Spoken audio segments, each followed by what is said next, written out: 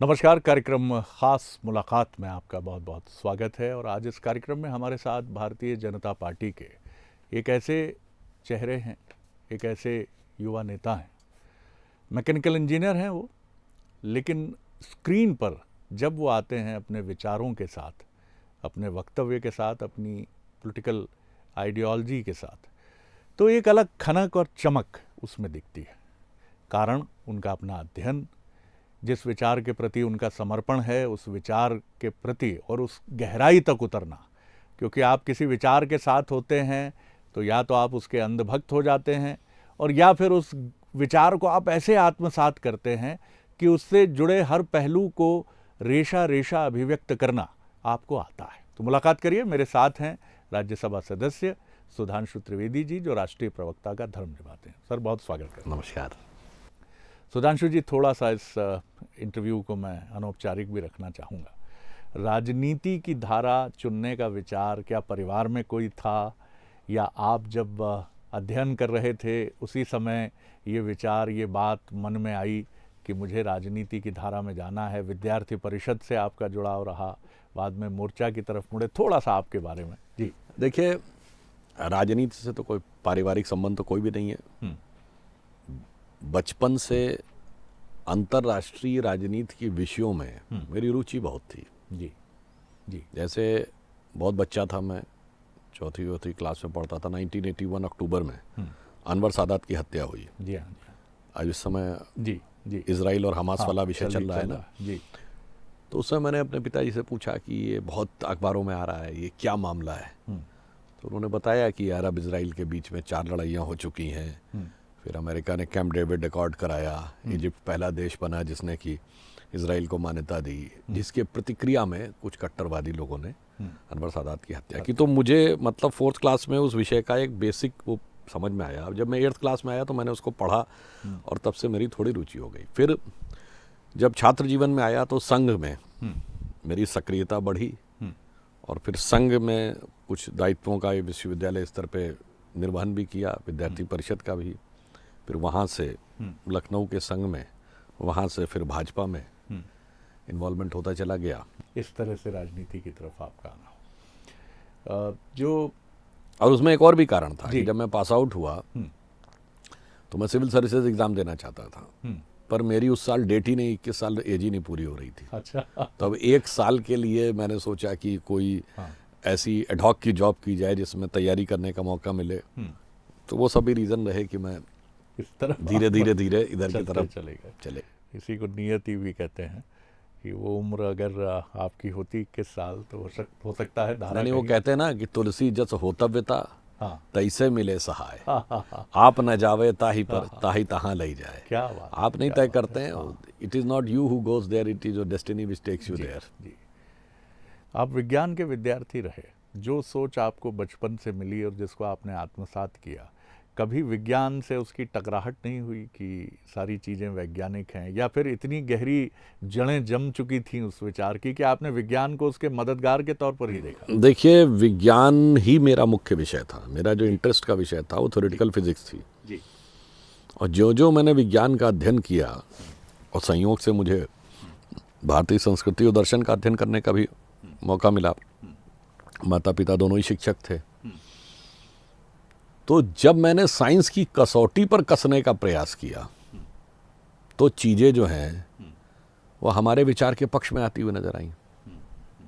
अब छोटा सा एक उदाहरण देता हूँ। जैसे अभी 1-2 दिन पहले ही चंद्र ग्रहण पड़ा। जी।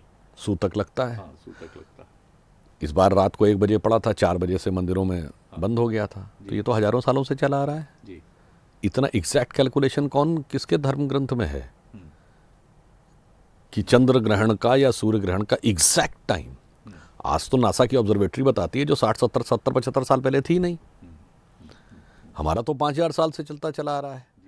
अब चूंकि हमारा विज्ञान और धर्म इस कदर मिला हुआ है कि लोगों को यकीन ही नहीं होता था कि ऐसा कैसे हो सकता। मैं सबसे पूछना चाहता हूं भाई, सूर्य ग्रहण और चंद्र ग्रहण आप किसी पंडित से जाके हमारे हिंदू पंचांग से पूछिए, आज नहीं 50 साल बाद कभी बता देगा कि फला तारीख को पड़ेगा। आज तक कभी आपने देखा है कि जो ऑफिशियली आती है फिगर नासा से, उसमें दिन तो छोड़िए, कभी घंटे और मिनट का भी अंतर होता है। ये विज्ञान और वो एकदम एक साथ सामंजस्य है। बस गलतफहमी हमारे दिमागों में ये भर जाती है कि अब छोड़ा, मैं अगर इसको राजनीतिक दृष्टि से भी देखूं, जो जो विज्ञान की खोज आगे बढ़ती चली गई, हिंदू धर्म या हिंदुत्व जिसको कहते थे, या भाजपा की विचारधारा, देखिए, जबकि हिंदू सुप्रीम कोर्ट बहुत क्लियर कर चुका है कि इट्स नॉट ए रिलीजन, मगर उसको यद्यपि लोग रिलीजियस रंग से देख के पॉलिटिक्स करने का प्रयास करते हैं, उसकी हर चीज़ सत्य साबित होती चली गई। ये जो नैरेटिव है आरएसएस को लेकर, बीजेपी को लेकर, भारतीय सनातन परंपरा को लेकर, इससे लड़ने का मैकेनिज्म क्या होना चाहिए? अभी भारत ने चंद्रयान को भारत के चंद्रयान 3 ने चंद्रमा के दक्षिण ध्रुव पर लैंड करने में सफलता हासिल की। अब ये विश्व में इस्टेब्लिश प्रैक्टिस है कि कोई भी देश किसी भी ग्रह के जिस पॉइंट पर लैंड करेगा, उस पॉइंट का नामकरण करने का अधिकार उसको होगा। और प्रधानमंत्री श्री नरेंद्र मोदी जी ने क्या नाम रखा? पॉइंट शिव शक्ति।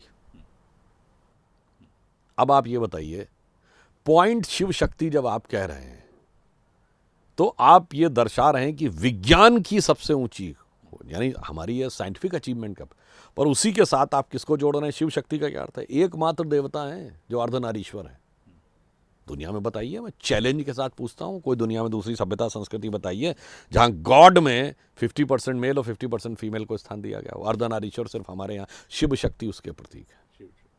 तो इसलिए मैं कह रहा हूं, अब एक और उदाहरण देखिए, आज पावर के क्षेत्र में, यानी एनर्जी के क्षेत्र में, हम बहुत तेजी से क्लीन एनर्जी में हमें आगे बढ़ना है। तो सोलर एनर्जी में भारत ने एक लंबी छलांग लगाई है, और अगर देखा जाए तो इतनी लंबी छलांग है कि शायद हम लोग पहले 3.8 मेगावाट की पावर जनरेट करते थे सोलर से, अब 200 से ऊपर की है, और बड़ी लंबी छलांग है।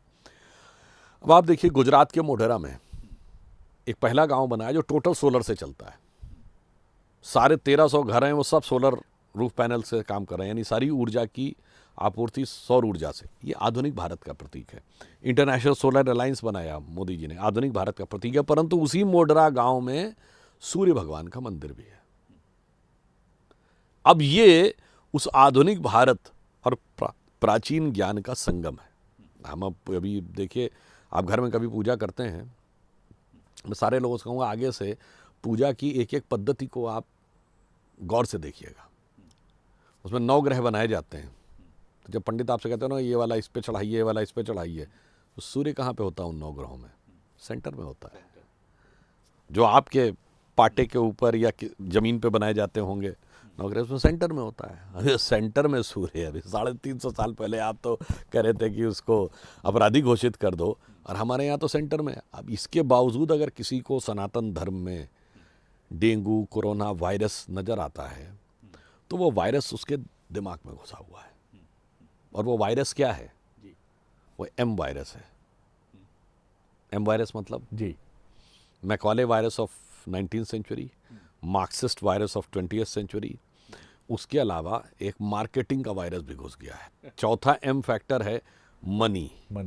इन सब लोगों को, पार्टियों को ये इनके इन प्रकार अपने भ्रष्टाचार का संरक्षण करना है, तो एम फैक्टर है।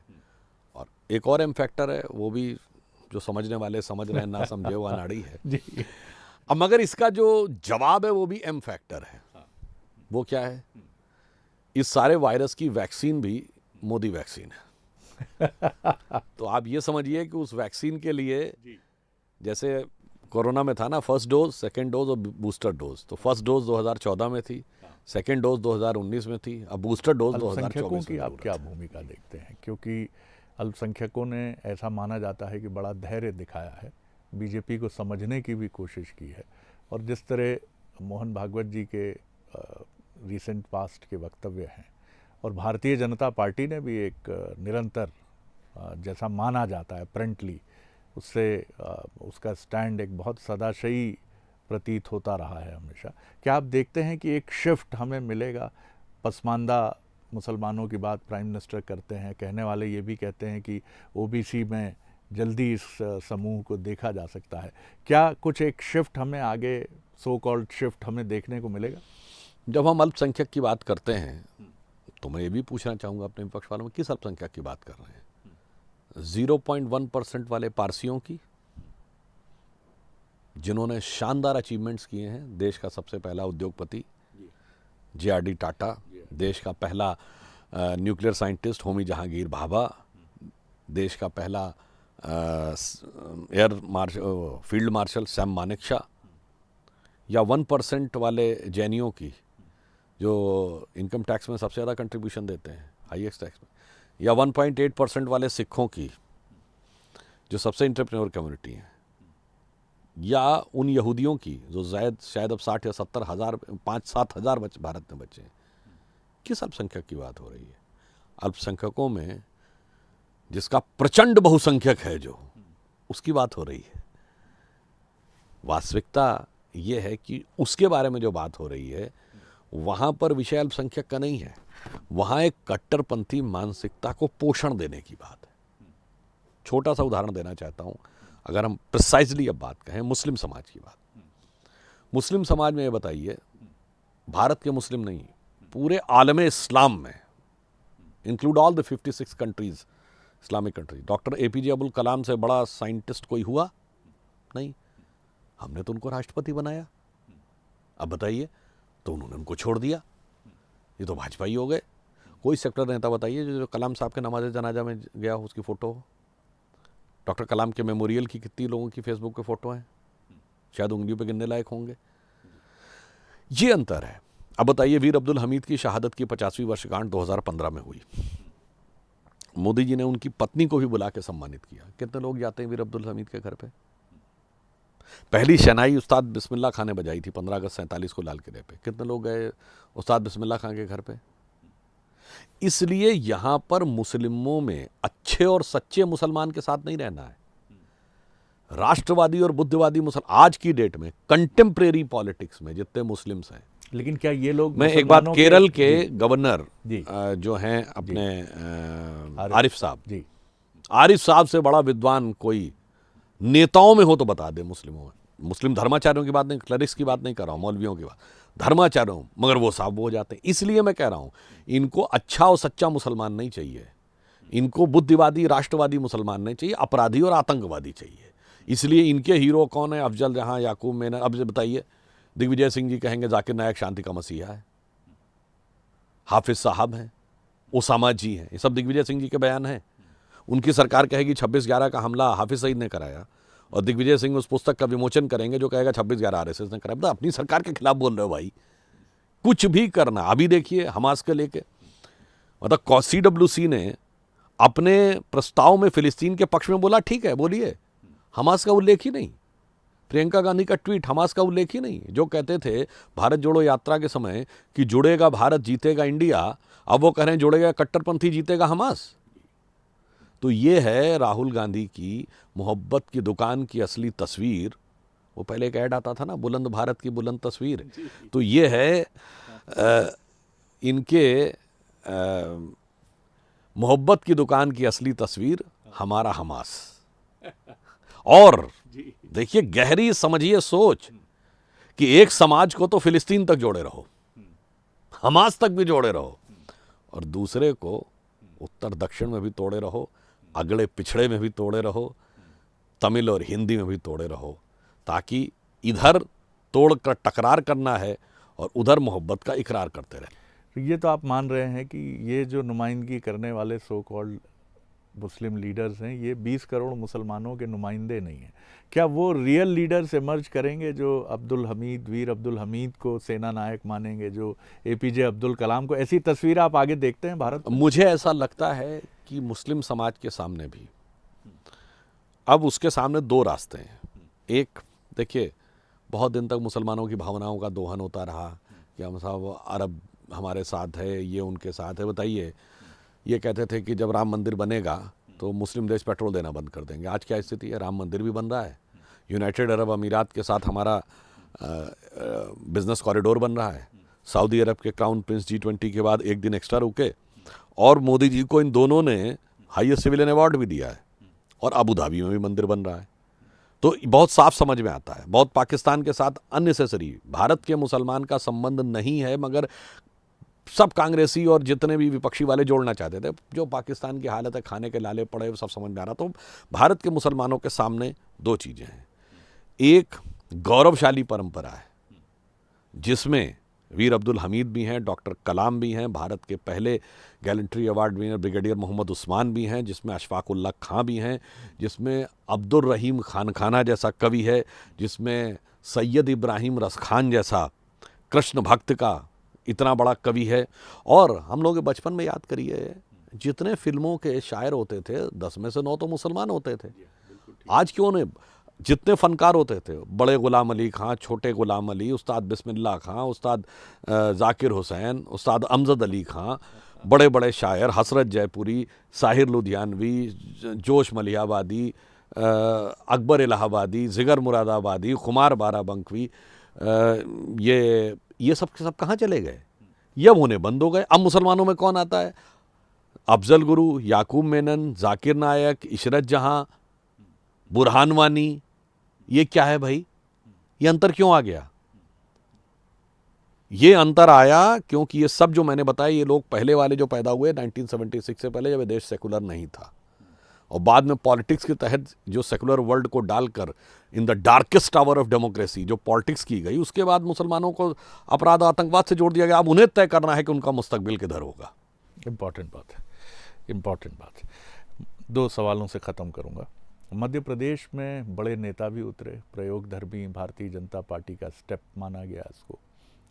आप एक स्कॉलर पॉलिटिशियन हैं, विचारक राजनेता हैं, जरा हमको समझाइए ये कि बड़े नेताओं को उतारने का मध्य प्रदेश के चुनावी रण में क्या फायदा मिलेगा? नहीं, मध्य प्रदेश हमारे लिए जी सदा सर्वदा से सबसे राजनीतिक दृष्टि से महत्वपूर्ण राज्य रहा है। भाई, भारतीय जनसंघ मूलतः तो मध्य प्रदेश की पार्टी थी। ठीक है। ग्वालियर संभाग से शुरुआत हुई थी, जब हमें कहीं पूरे देश में हमारा कोई रिकग्निशन नहीं था। हमने बुजुर्गों के मुंह से सुना है कि 1967 के चुनाव में राजमाता सिंधिया ने, उस समय उत्तर प्रदेश में 55 जिले थे, हर जिले के कार्यालय के लिए एक गाड़ी प्रोवाइड कराई थी उस जमाने में। तो यहाँ पर हमारा संगठनात्मक स्तर, हर प्रकार की चीज़, तो यहाँ हर व्यक्ति कार्यकर्ता भाव के साथ है। वो कार्यकर्ता के रूप में एक सामान्य पार्टी का दायित्व निभा रहा हो, या प्रदेश में मंत्री का दायित्व निभा रहा हो, या केंद्र में मंत्री का दायित्व निभा रहा हो। तो इसलिए उस कार्यकर्ता भाव के तहत ही बड़े नेता भी आकर चुनाव लड़ रहे हैं। उसमें कोई बहुत ख़ास बात नहीं है। पार्टी समय समय पे जिसकी जहाँ उपयोगिता दिखती है वहाँ पे लोग चुनाव लड़ते हैं। उत्तर प्रदेश की तरह यहाँ भी प्रधान, क्योंकि बड़ा नेता जब लड़ता है तो 2-3 प्रभाव होते हैं। वो सिर्फ अपनी सीट नहीं जीतता है, वो पूरे क्षेत्र को प्रभावित करते हैं। और ये सब लोग वो हैं जिन्होंने लंबे समय तक मध्य प्रदेश की राजनीति की है, तो कम से कम अपने क्षेत्रों और पूरे मध्य प्रदेश के उससे वो बहुत गहराई से वाकिफ भी हैं। तो मुझे लगता है कि भविष्य में जब आगे की चीज़ का आधार बनेगा तो उन लोगों की ज्ञान और अनुभव का हमें अच्छा उसका लाभ मिलेगा। उत्तर प्रदेश की तरह डबल इंजन की बात मध्य प्रदेश में हुई। प्रधानमंत्री का चेहरा मध्य प्रदेश ही नहीं, आपके सभी राज्यों में जहाँ चुनाव है वहाँ प्रमुख चेहरा है। किस तरह आप इसे देखते हैं? ये प्रधानमंत्री के चेहरे का उपयोग, आपको लगता है कि वो इतना बड़ा और इतना सर्वस्पर्शी चेहरा है लोगों के बीच में कि आपको इसका निश्चित तौर पर लाभ मिलेगा? देखिए, ये तो सौभाग्य की बात है कि भारतीय जनता पार्टी के पास दैव योग से इस समय एक ऐसा नेता है जो स्वतंत्र भारत के इतिहास का सबसे लोकप्रिय नेता है, श्री नरेंद्र मोदी जी। ये मैं क्यों कह रहा हूँ? ये मैं हवा में नहीं बोल रहा हूँ। 2007 के बाद का कोई सर्वे उठा के देख लीजिए कि आम जनता से पूछा गया, 2007 का बोल रहा हूँ, 2014 तो उसके 7 साल बाद आया। आम जनता से पूछा जाए प्रधानमंत्री पद की चॉइस कौन, तो मिनिमम 50 से 55% से लेके मैक्सिमम मामलों में 72-73% तक जनता ने कहा मोदी जी। 2014 से पहले राह चलते किसी से पूछ लीजिए तो मोदी जी। आज 9.5 साल सत्ता में रहने के बाद जनता की चॉइस मोदी जी। और भारत के एकमात्र नेता हैं जो पिछले लंबे समय से, जो इंटरनेशनल रेटिंग एजेंसी है हेड ऑफ द स्टेट्स की, मॉर्निंग कंसल्टेंट, उसकी रेटिंग में वर्ल्ड में नंबर 1 आ रहे हैं। तो अगर ऐसा आपके पास अद्भुत अभूतपूर्व नेतृत्व है, और वो सिर्फ ऐसा ही नहीं है, दुर्धर्ष कर्मठता वाला नेतृत्व, मतलब 9.5 साल में एक दिन की छुट्टी नहीं है कि स्वप्न अर्पित प्रश्न अर्पित आयु का क्षण क्षण समर्पित, चाहता हूं देश की धरती तुझे कुछ और भी दूं। तो अगर ऐसा नेतृत्व हो जो इतना कर्मठ, इतना प्रभावी हो, तो उसका नैसर्गिक लाभ पार्टी को मिलता ही है। मुख्यमंत्री शिवराज सिंह चौहान को आप किस नेतृत्वकर्ता के तौर पर देखते हैं, क्योंकि वो आपके मुख्यमंत्रियों के क्लब में मोदी जी के बाद सर्वाधिक कार्यकाल पूरा करने वाले मुख्यमंत्री के तौर पर देखे जाते हैं, पॉपुलर हैं, लोगों के साथ आइडेंटिफाई करते हैं, और मध्य प्रदेश में जीत का दावा बीजेपी का है। आधार बता दीजिए। 1.5 वर्ष का समय छोड़ दें तो विगत 20 वर्षों से हम लोग लगभग सत्ता में रहे। सबसे लंबे समय तक शिवराज सिंह चौहान जी ने काम किया और बहुत अच्छा और शानदार काम किया। कुछ उन्होंने जैसे लाडली लक्ष्मी योजना और इस प्रकार की योजनाएं जो दूसरे राज्यों के लिए भी बहुत एक एग्जाम्पल बनी। जल संसाधनों के विकास में बड़े महत्वपूर्ण कार्य हुए। एग्रीकल्चर में जब हमारी सरकार आई और जब उसके बाद ये समझिए फूड ग्रेन कंट्रीब्यूशन में सबसे ज़्यादा पंजाब हरियाणा ही आगे रहते थे, मध्य प्रदेश नंबर 1 की स्टेज में आ गया एक दौर में। अब इस वर्ष का तो मुझे आंकड़ा नहीं ध्यान है। तो ये बहुत शानदार काम हुए और मुख्यमंत्री के रूप में बहुत अच्छी भूमिका का निर्वाह शिवराज सिंह चौहान जी ने किया। संगठन के रूप में वी डी शर्मा जी प्रदेश अध्यक्ष के रूप में अच्छा काम कर रहे हैं। केंद्र से भी यहाँ भूपेंद्र यादव जी हैं, अश्विनी वैष्णव जी हैं, दोनों बड़ी सतर्कता कुशलता के साथ छोटी छोटी चीज़ों पर भी नज़र रखते हुए संचालन कर रहे हैं। तो मेरा ये मानना है कि केंद्रीय मंत्री हों, मुख्यमंत्री हों या सामान्य कार्यकर्ता हों, सब अपने अपने स्तर से इस यज्ञ में अपनी समिधा दे रहे हैं। अमित शाह जी भी जिस तरह 3 दिन रुके हैं, ये बताता है, जैसा आपने इशारा किया, कि मध्य प्रदेश कितना महत्वपूर्ण है बीजेपी के लिए। अमित शाह जी हमारे सबसे सीनियर नेताओं में से एक हैं और उनके बोलने का एक अलग प्रभाव पड़ता है। उनके जाने से कार्यकर्ताओं में अलग उत्साह आ जाता है और वो एक ऐसे व्यक्ति हैं जो मतलब एकदम एक टफ चीज जहाँ पर लगेगा इट्स इम्पॉसिबल। सही बात। वो तो जिसे कहते हैं कि असंभव को संभव कैसे किया जा सकता है, जी। उन्हीं के नेतृत्व में भाजपा सबसे बड़ी पार्टी बनी।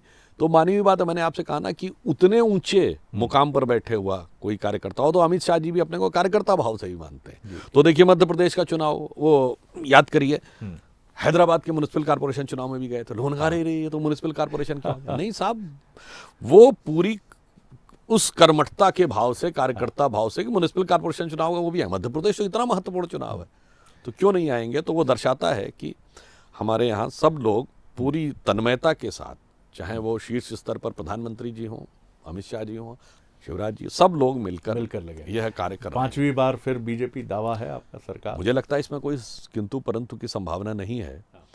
तो आज जब मोदी जी के नेतृत्व में भारत 21वीं सदी में महान भारत बनने की तरफ आगे बढ़ रहा है, तो भाई ऐसा कैसे हो सकता है कि वो प्रदेश जहाँ से कालिदास भी निकले, जहाँ से राजा भोज भी निकले, जहाँ पर कि डॉक्टर अंबेडकर की भी जन्मभूमि है, तो इतनी बड़ी बड़ी विभूतियाँ जहाँ से निकली, वो उसमें अग्रणी भूमिका निभाता हुआ ना दिखाए, मुझे इसकी कोई संभावना नहीं लगती है। तो मध्य प्रदेश की जनता निर्णायक रूप से भारतीय जनता पार्टी के पक्ष में एक बार फिर जनादेश देते हुए और 24 में जो पिछली बार हमने किया था उससे ज़्यादा सीटें देगी। वाह। तो आपने सुना सुधांशु त्रिवेदी जी को, राज्यसभा सदस्य, बीजेपी के सीनियर लीडर, राष्ट्रीय स्पोक्स पर्सन। आप उनसे सहमत हों, उस तरफ बैठे वो लोग जो अपनी विचारधारा को लेकर दृढ़ होंगे, लेकिन आप उनकी बातों से ठिठकेंगे तो जरूर आप, क्योंकि उसमें तर्क है, उसमें तथ्य भी है। सर, बहुत आनंद आया आपसे बात करके, बहुत बहुत शुक्रिया, और आपकी भावी राजनीतिक यात्रा के लिए आपको ढेरों शुभकामनाएं। तो खास मुलाकात में इतना ही, अगली बार एक और ख़ास शख्सियत से मिलेंगे। नमस्कार।